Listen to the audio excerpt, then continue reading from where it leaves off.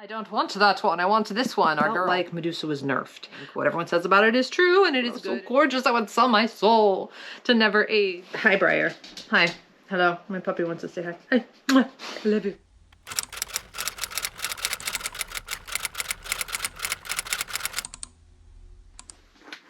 So this is going to be my March wrap up. Thank you so much for joining me today. My name is Alicia from Alicia Runs and Reads. Make sure you like, subscribe, and leave comments down below when you're done with the video. And let's get started.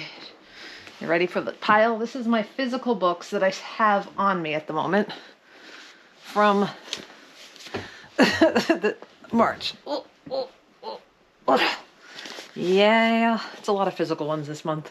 And these are just the ones that I still currently have in my possession. It's a lot. So we won't be going over too much about every single book because that would take forever. But I did read 27 books this month. My average rating was a 3.6, and that came out to 775 pages. So not quite 10,000. I should have read a few more just to squeak that in there. I read a lot physically this month, as you can see. Some of these I might have been a tandem read with audio, but I did at least read all of these at least somewhat physically or tandem. Let me put those down there. Let's start with the books that I did not like very much. My lowest rated book of the month was American Spirits by Anna Dorn. This was just not for me. I liked Perfume and Pain okay, her previous book, but this one just was not for me. It covers a woman who is a singer-songwriter, and she hires this assistant who happens to run a subreddit creator. She's the creator of a subreddit who's obsessed with her and a relationship with her producer, and they think that they should be together, and they just, you know, present evidence to that. But her assistant that she hires is actually the creator of this subreddit, and she does not know that. So she hires her, and they all end up, the three of them, the producer and her and the assistant, all end up in a cabin in the Redwoods together during COVID. And I thought this would be interesting and just kind of like messy, fun time, but it didn't get messy enough for me. I wasn't intrigued enough. The music stuff I really didn't care about. And overall, the characters I just didn't end up caring about. But I do think it's an interesting like concept. Like the things that were happening were kind of interesting, but for some reason, the writing and overall plot of it didn't do much for me. It took me 5 days to read, which is unusual for me, especially with an arc, and it wasn't even that long. So I gave it 2 stars. The next one, All the Hearts You Eat by Haley Piper. I believe this was also the first book I read and finished in March, and so I don't remember too much about it. I do know that it has to do with folklore of this town, and there's a body that was found, and there was a note written on this body basically saying, "This isn't a suicide. I've left this life for better waters," or something. And it gets sort of vampiric, which, I mean, I like vampire books, but this one just, something about it just didn't read well for me, and I didn't get invested in the characters, and yeah, so this one, I have a whole vlog explaining everything when I read it, why I didn't like it, so you can go back and watch that if you so desire. I believe, was that TBR Temp? I think it might have been my TBR Temp, episode 2. Yeah, this one just didn't work for me. 2.25. You can hear Ellie barking in the background. She's being very naughty, barking outside. It's gorgeous out. The next is We Call Them Witches by India Rose Bauer. I ended up giving this a 2.5. In this book, there's a family, mom, 3 kids, I think 3 or 4 kids. Yeah, there's 3 kids plus a daughter-in-law. And they are in this world where everything as we know it is, you know, it's like apocalypse. And there are these creatures out there killing people, taking people, leaving bodies behind. So they are out surviving, trying to survive. They move around a lot, and they end up kind of like homesteading because for survival, that's what they need to do. And their mom is using all this old magic-y stuff to ward this evil away. They call these creatures that are attacking everyone witches, but really it's like witchcraft that they're doing to keep these guys away, which I'm assuming they're more like fae. That's what they come up of as, like evil fae creatures, perhaps. And there's another girl in it named, I don't remember, it was something very hippie. And they find her outside of their borders or their wards, that's what they call them. And they take her in, and everybody's not sure whether or not to trust her. And there's a little bit of a sapphic relationship in there. And this one just, it was entertaining enough, but it just didn't come completely together for me. I ended up giving it a 2.5. I really loved the creatures. I thought they were cool. The descriptions of them were really good, but overall it just didn't hold my attention. And like I said, like a lot of books in my lower rating, I just didn't connect with the characters. My next one I also don't have physically is 200 Monas by Jan Sains. I gave this a 2.75. I believe this was in my Ready Set Net, my first ever Ready Set Net.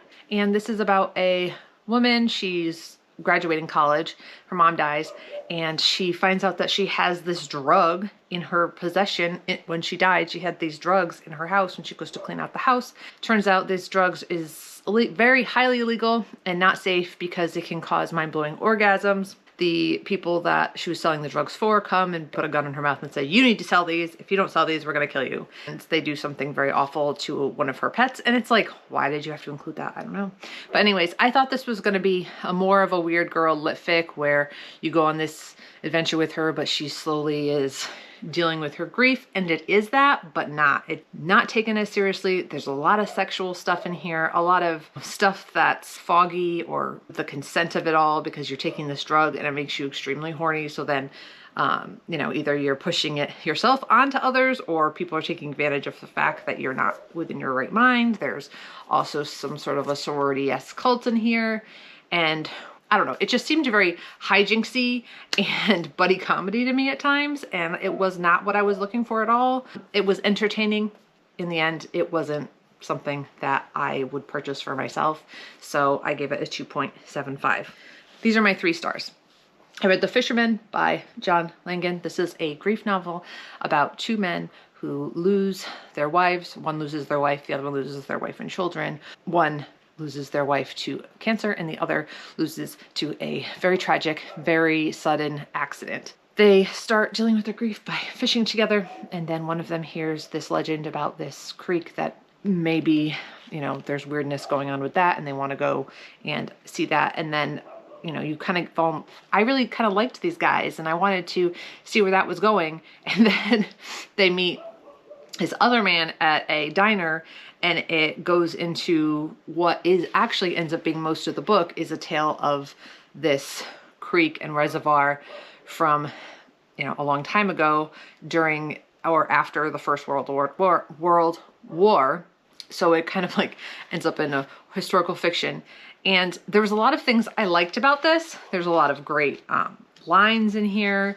I ended up highlighting quite a bit. I even liked that long flashback story, but it takes you a really long time to get back to the 2 guys, right? So I don't know. I ended up giving it a 3 because I did find it incredibly difficult to keep my attention at times. It definitely lost me at times with some of the writing in here. It is a man, the majority of this is a man telling the story of this woman who was in a nursing home, I believe, telling the story of her dad and husband, former husband, who's passed away now, about this events in a town that she lived in.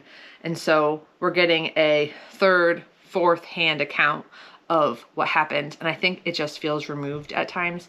I do think the events in it were really interesting, and like I said, the writing at times was very, very good, and I liked it a whole lot.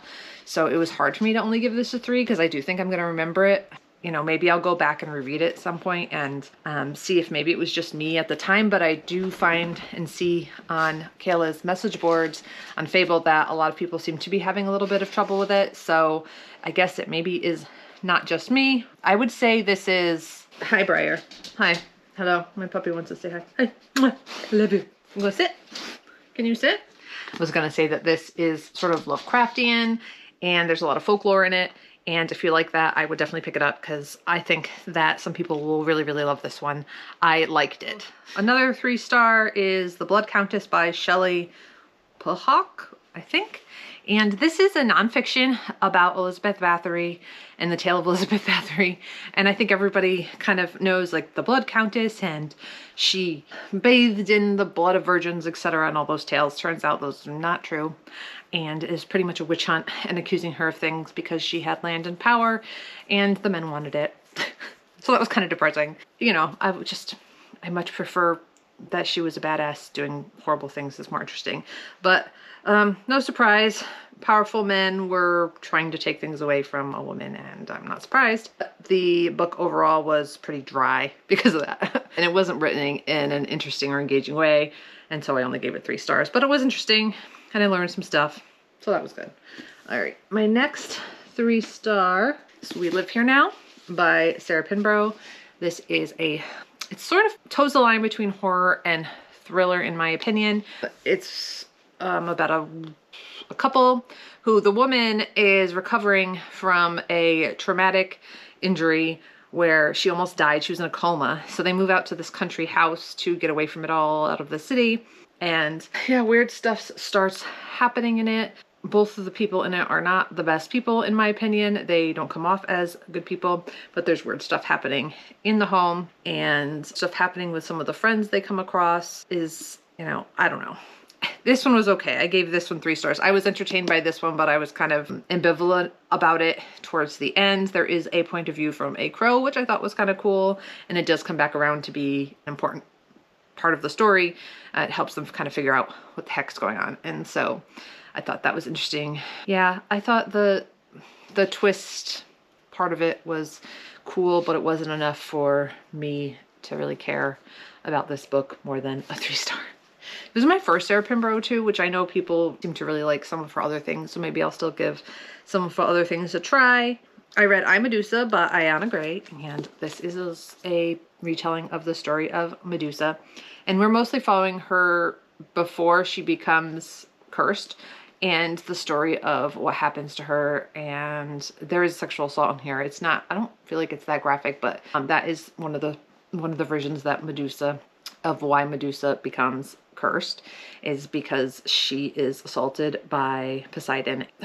She is supposed to be the, not nun, but she is sort of like a nun to Athena. What do we call those people? Acolyte. So she is an acolyte to Athena at her temple, and because she's supposed to be pure and not engage in those kind of acts, she is cursed. But this mostly is the beginning of that. It's men and gods, male gods and female gods being jerks, and I thought it was interesting.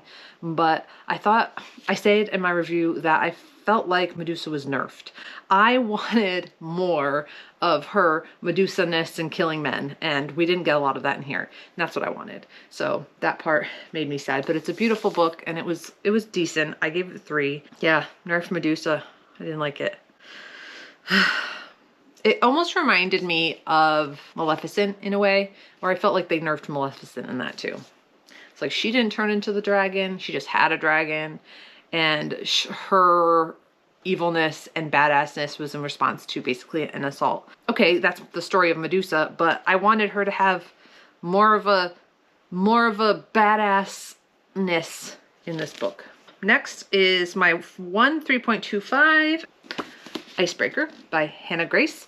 And I thought this one was okay. It's a hockey romance, and there's 2 skaters. One's an ice skater, figure skater, and one is a hockey player, and they end up having to share a rink because there was some vandalism that happened in the hockey rink, so they have to share the rink. I thought this got a little too spicy too fast for me, but then in the second half they have sex a little less and talk a little more, and I did end up liking this enough to give it a 3.25. I'm curious to see if I like any of the other ones. We'll see. I read The Fourth Wife by Linda Hamilton. This was also in my Ready Set Net vlog, and this is a Mormon story about a polygamous fundamental Mormonism family, and the fourth wife comes into the family. You're following it from her perspective. Yeah, it's kind of sort of like trying to remember exactly. Honestly, I don't remember much about this. Let me look at my review. I remember it coming off as domestic thriller-y instead of horror. I said the story was well constructed, the characters were fleshed out, and everything was well written. For me, however, it just wasn't anything that will stand out for me after I'm done reading it. I fear perhaps I've consumed too much Mormonism and fundamentalist content. I went down a bit of a rabbit hole years ago. I do think many others will like what they find here. For me, it just didn't have any of the subtlety or metaphor I enjoy in these types of stories. I've read many others tackling similar topics that I enjoyed more. So 2.5 stars for that one. And as I said, it's not going to stand out or be memorable, and I honestly don't remember much about it. I read Woodworking by Emily St. James. I covered this in my library vlog. This is a trans teacher who is not transitioning yet and not out yet, and another trans girl student, and they kind of develop a friendship. They have a kind of a heartwarming story where they help each other out, and I liked this one. I gave it a 3.5, and there were parts of this I really enjoyed. There were parts of this that I thought were okay, and in the end I gave it 3.5. Sorry, I don't have much to say about it, but you can go back in the vlog if you'd like to. I read the New Seoul Park Jelly Massacre by Cho Yun, and this one was silly. I gave this a 3.5 as well. It almost came off as like short little bits of stories about how this day where everyone turned into jelly at an amusement park, the different people that kind of either lived through that day and what their experiences were, and then after that what happens. And it's weird, and it's a translated fiction, and I thought it was interesting, and it was short and easy to get through, but didn't completely come together for me. I'm trying to think what specifically didn't make me give it more than that. I just think overall enjoyment. I liked it, but I wasn't obsessed, so I gave it a 3.5. I read Definitely Better. Nope, that's not it. I also gave Definitely Better Now I gave it a 3.75. This is by Ava Robinson. A friend gave this to me after they were done with it, after they got it from Book of the Month. And this is about a woman who is an alcoholic, and she is almost 12 months sober.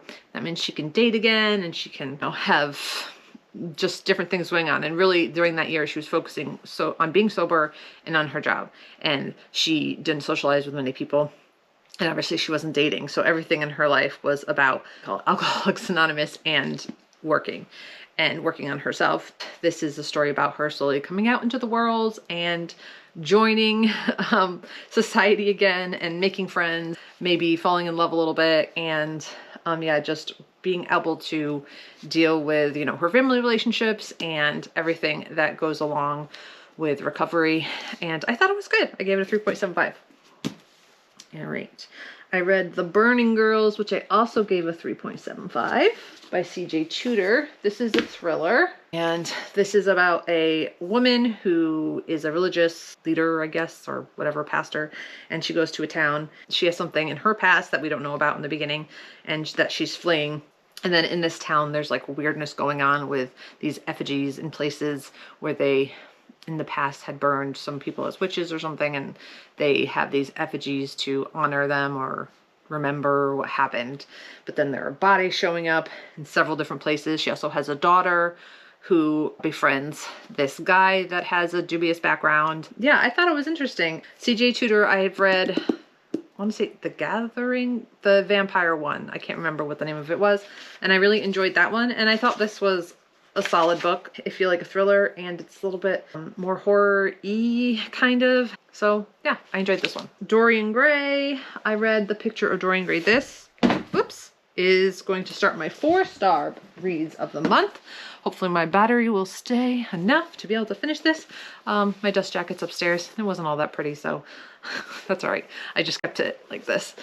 Dorian Gray is about a man who gets this wonderful portrait, beautiful portrait done of him by this other guy, and he ends up saying, oh, look at that portrait, it's so beautiful, it's too bad I'm gonna age and I'm only gonna have this portrait to remember what I looked like when I was so gorgeous I would sell my soul to never age and just to be like this forever, and this painting can age instead of me. And that's what ends up happening.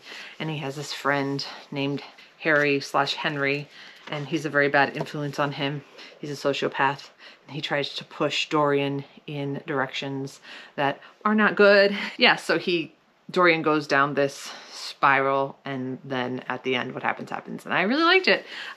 It was for the Classic Scares book club, and I highlighted a bunch in here and I really liked it. It says, I am less to you than your ivory Hermes or your silver fawn. You will like them always. How long will you like me? Till I have my first wrinkle, I suppose.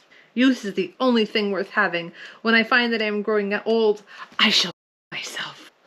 Yeah, so I enjoyed this one. I gave it 4 stars. I read A Good Person by Christian King, and I enjoyed this one. I thought it was a fun, unhinged woman story. It's about a woman who really likes this guy, and she decides after maybe he breaks up with her that she's going to do this hex on him, that internet hex that she finds.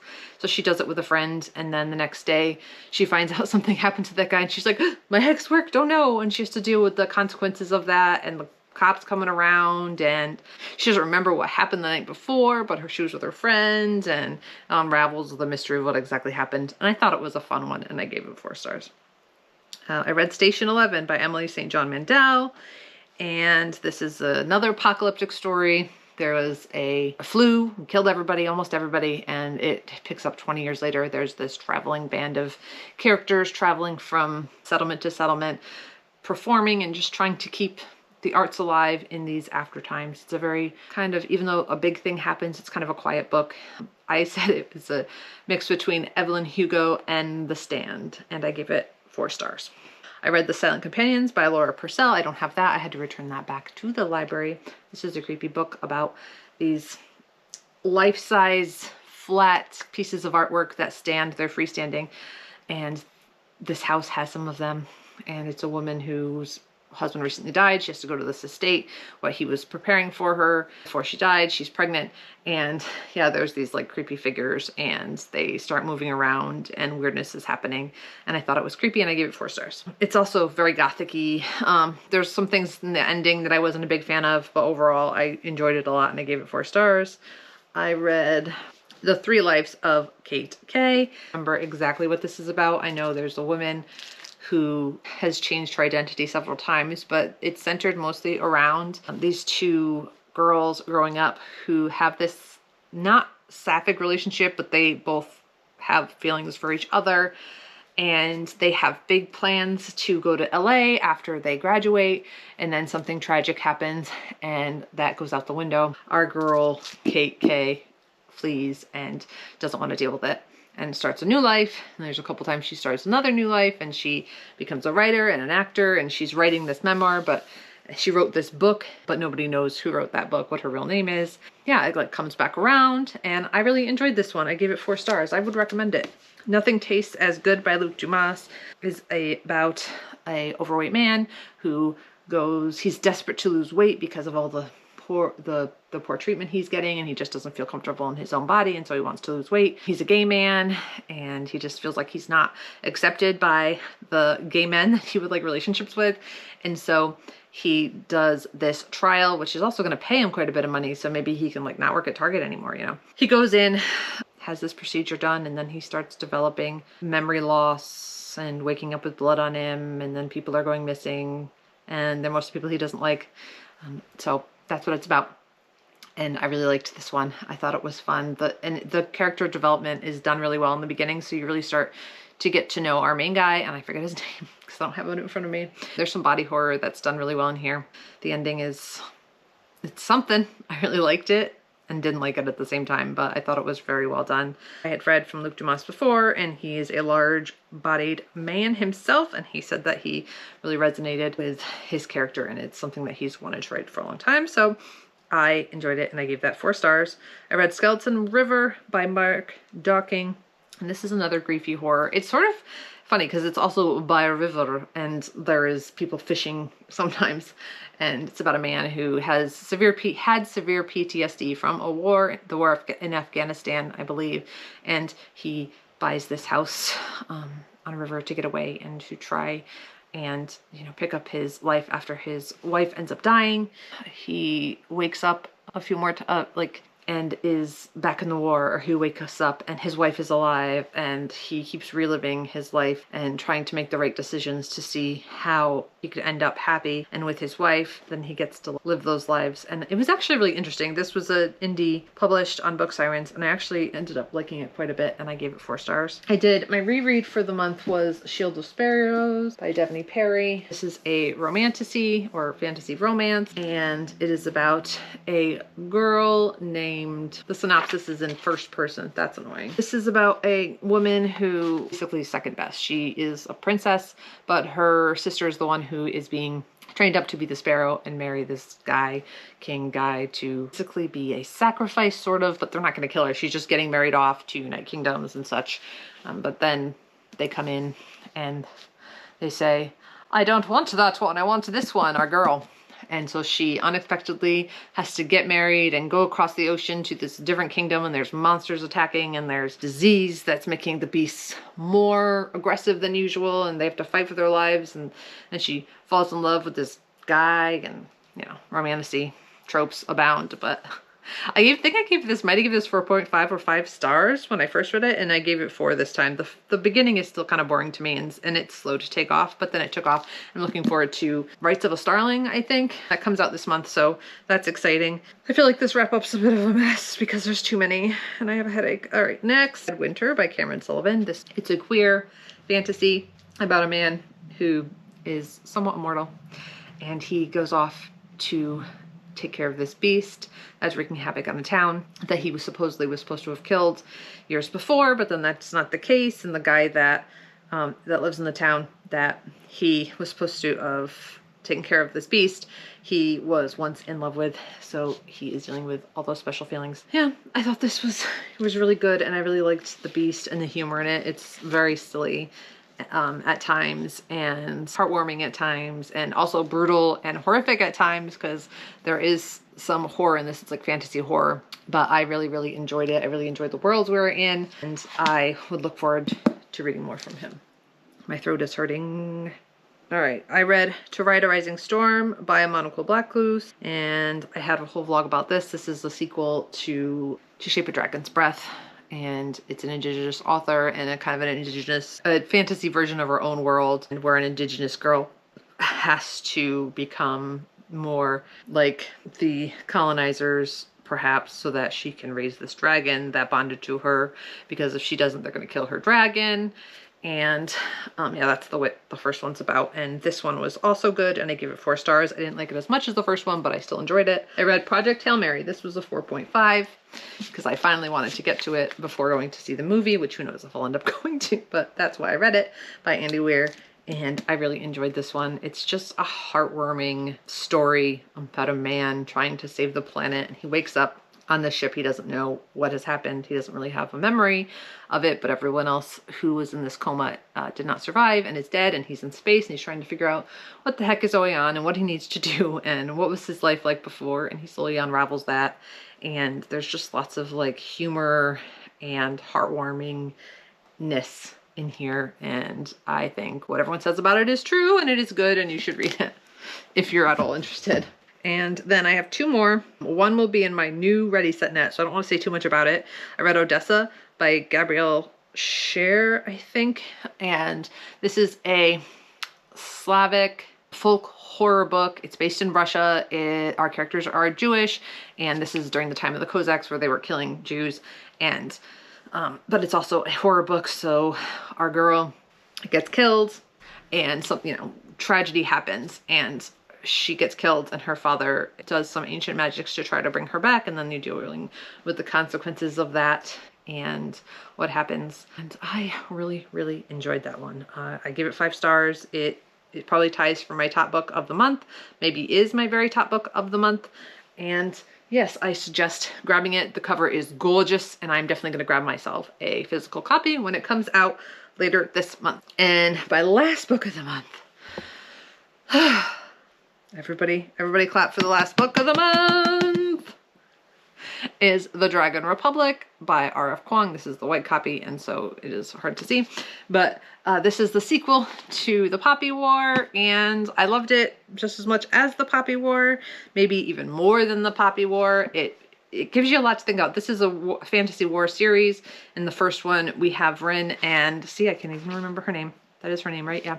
And she is a war orphan who is grown up, and they're trying to marry her off because she needs to get married to have a life, but she doesn't want to do that. And so she leaves the town that she grew up in to go to this school after studying very hard to pass tests. And then she finds out about powers that she never knew she could have had, and her heritage and all these things. And then badness happens, and there's war, and all these people die, and it's sad, very sad and heartbreaking and heart-wrenching. And then this is after that one, and she's dealing with PTSD and dealing with the loss that she experienced in some of the first book, and dealing with the consequences of that, and also trying to figure out who to fight for and who's telling the truth and what are we fighting for and who do we trust. And even if, you know, you're not agreeing with the people you're fighting for, like, what are you supposed to do? You're still trying to survive. And so very good, thought-provoking, and I look forward to getting to the last one. And that is it. We did it. I have no idea if this is any good whatsoever. It was a lot. And now my throat hurts. So I hope you enjoyed this video. These wrap-ups are difficult to do, so I do hope you enjoy them. And please tell me about your reading month. How did it go? What was your favorite book you read this month? What was your least favorite book you read this month? Is there anything you're looking forward to reading in April? I am looking forward to reading The Caretaker, which I actually have started, by Marcus Clure, and I've also have Mogul, which I am starting after The Caretaker, after I finish that one. Those will be coming in my Ready Set Net vlog that will hopefully be coming sometime next week. Got a lot to do. I also have already started filming my third episode of TBR Temp, so that should be interesting. I'm trying to keep this going, and thank you so much for watching. Like, subscribe, comment down below.